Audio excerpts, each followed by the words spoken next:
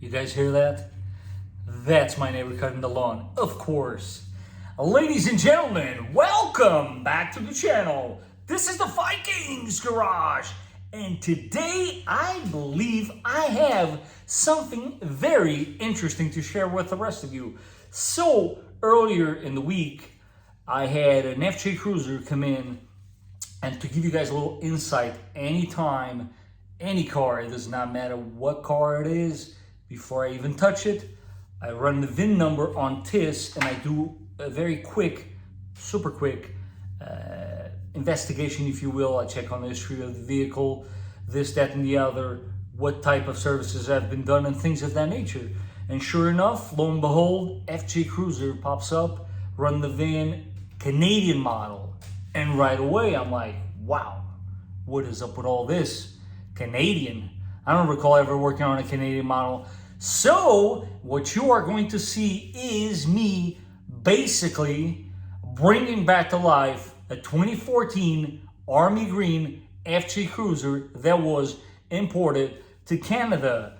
And most importantly, do stay tuned till the end of the video, because I am actually wrong on a lot of things I'm going to say on camera. So please hold on to your comments until the end, because I will hopefully clarify all of this right at the end.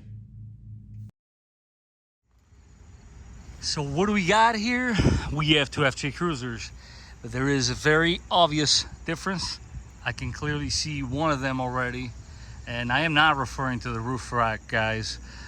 One of them is Canadian spec, the other one obviously is not. Do you know the differences? Did you know that there are differences between an American spec FJ Cruiser and a Canadian spec? If so, drop them in the comments down below. Feel free to pause the video and point them all out to me in the comment section. But for right now, I'm going to go ahead and bring this beautiful Army Green FJ Cruiser inside, and I'm going to basically restore it, bring it back to a daily driver reliability, and fix every single thing that is currently wrong with it. So do stay tuned, grab your favorite beverage, sit down, relax, and enjoy the footage. This is going to be a long one. We're going to do roughly about $10,000 worth of work on this one.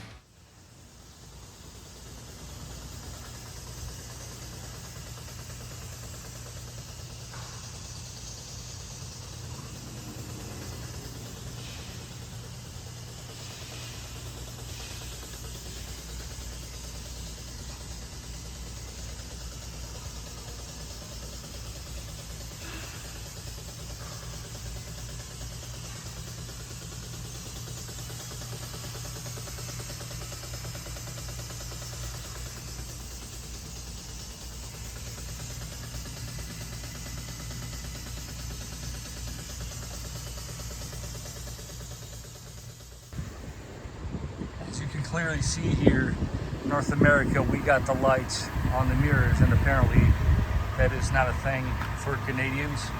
And if you guessed that, then you were correct.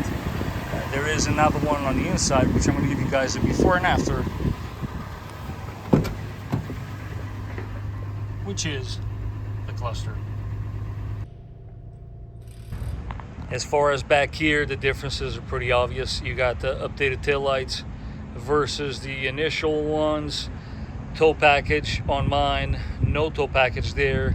Different tire covers because obviously these later ones have a backup camera, and if you notice on this bumper, this has to be a base model for the lack of roof rack and of course parking sensors that mine does also have.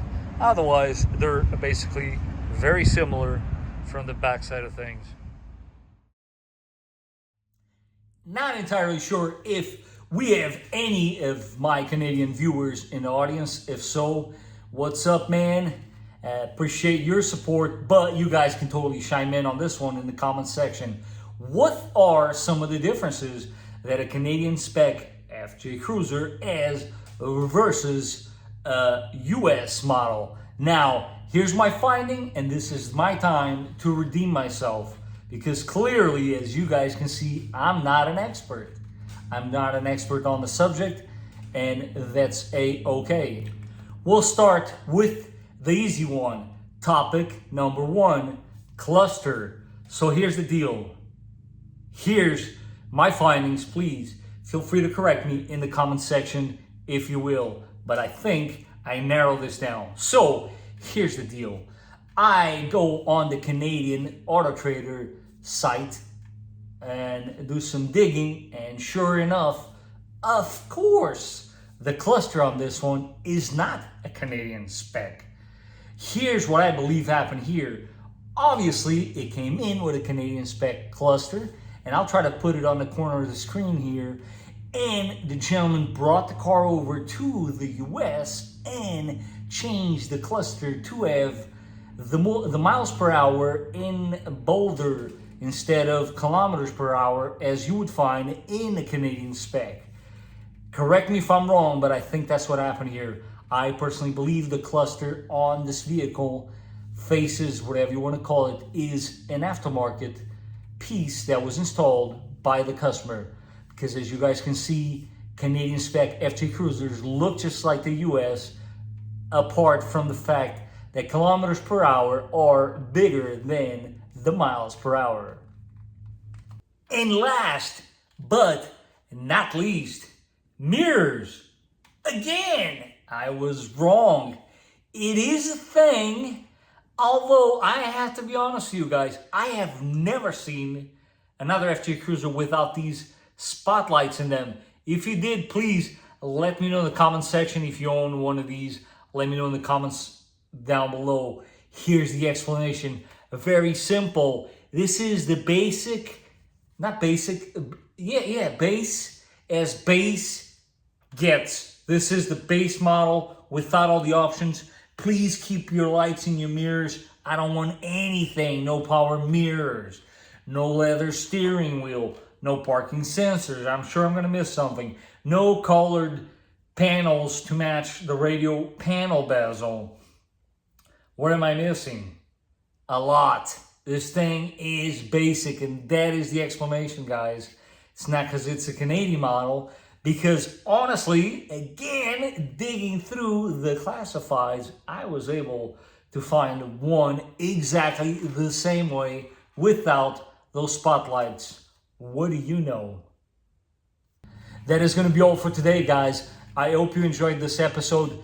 Do stay tuned, as we just did a whole lot of work on the FJ Cruiser. That video will be dropping soon, and by FJ Cruiser I mean my FJ Cruiser, the Sandstorm that we have, and I think the outcome is going to be very, very eye candy. And on that bombshell, I do want to take this opportunity to thank you guys for watching. If you haven't done so, don't forget to like this video, share it, and if you like what you saw, don't forget to subscribe so you don't miss any more of this content. And until next time, I will catch you guys on the next one.